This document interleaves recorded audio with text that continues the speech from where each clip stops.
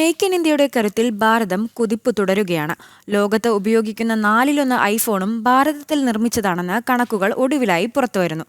കഴിഞ്ഞ വർഷം 55 ദശലക്ഷം ഐഫോണുകളാണ് രാജ്യത്ത് നിർമ്മിച്ചത്.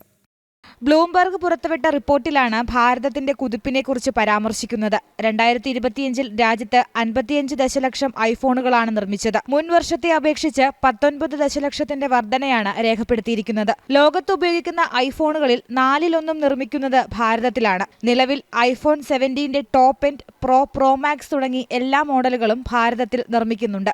ആപ്പിളിന്റെ ഒരു പ്രധാന ഉപഭോക്തൃ വിപണിയായി ഭാരതം മാറുകയാണ്. $9 ബില്യൺ വിൽപ്പനയാണ് രേഖപ്പെടുത്തിയിരിക്കുന്നത്.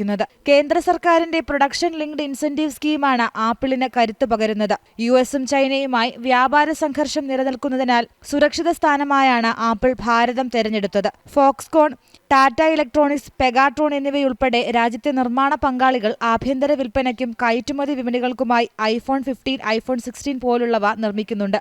നിർമ്മാണത്തിനൊപ്പം തന്നെ റീറ്റെയിൽ സ്റ്റോറുകളുടെ എണ്ണം വർദ്ധിക്കുന്നതും ശുഭസൂചനയാണ്. ഈ വർഷം അവസാനം രാജ്യത്ത് ആപ്പിൾ പേ ആരംഭിക്കാൻ പദ്ധതിയിടുന്നതായും റിപ്പോർട്ടുകളുണ്ട്.